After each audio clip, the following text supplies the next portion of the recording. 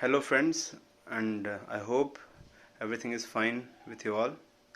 So, the topic given for the next session is which thing or what is so important in our life without which we cannot live. So, first thing which comes to my mind when I uh, see the topic is that we are just like a blind man who does not know about light. The same way, we are like a blind man who nothing knows about the life.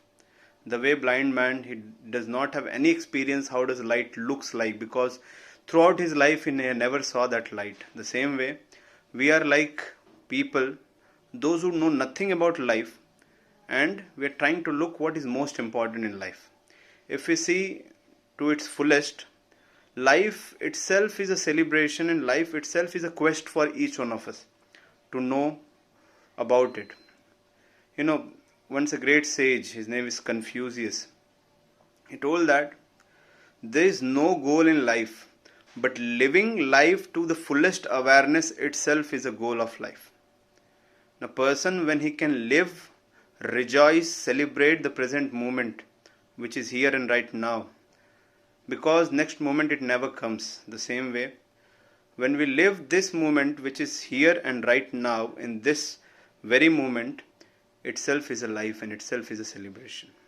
So, what I want in my life, the only thing which I want in my life to nurture is I want to live this present moment, which is very difficult. No, all the bliss, all the happiness, all the craving and aversions which we get, they can be fulfilled only when we are in this present moment, because it never brings any craving and aversion in our life. One more thing, it so happened long time back I fell in love with someone, and finally I realized that the physical attraction or love is very limited. So I just tried to find out that what is beyond it. Then I came to know that there is something called physical intimacy, which is limited to body, structure, face, and all. But as we rise above it, we move towards the emotional intimacy, that is, emotional connection with the person, which is really blissful and very beautiful. And the suffering which comes after this emotional attachment is also very dangerous. In the same way, we get happiness more, in more amount, we get sorrow. But above that, there is something called spiritual intimacy. When person, he knows that person very perfectly, and same time he try to connect with the identity, the soul within that person, which is like the same quality of soul present in each one of us. So if we connect ourselves at that level, at spiritual level, a plane where each individual belongs to same consciousness, so we can say it is just like the drops or the waves forming in the ocean. They belongs to same ocean, but very small time we have identification as drop or as wave. But the day will come when that wave will fall, it will lose its structure and fall in the same ocean and same consciousness.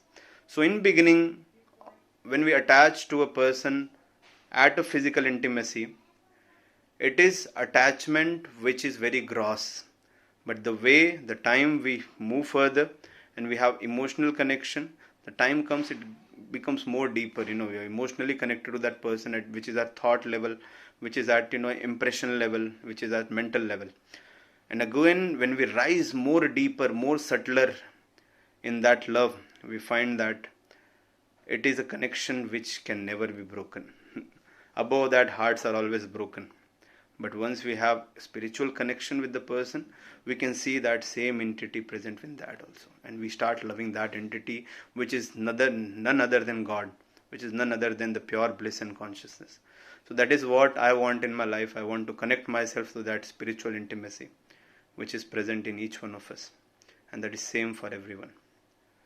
Once this wave becomes a part of ocean, once this wave becomes a part of ocean, it is ocean. It has the same quality. It is once this self, who has a nature of blissfulness and happiness, becomes a part of Paramananda, it is everlasting. He is always in bliss, and that is what I want. Thank you. I hope this was interesting session. Thanks.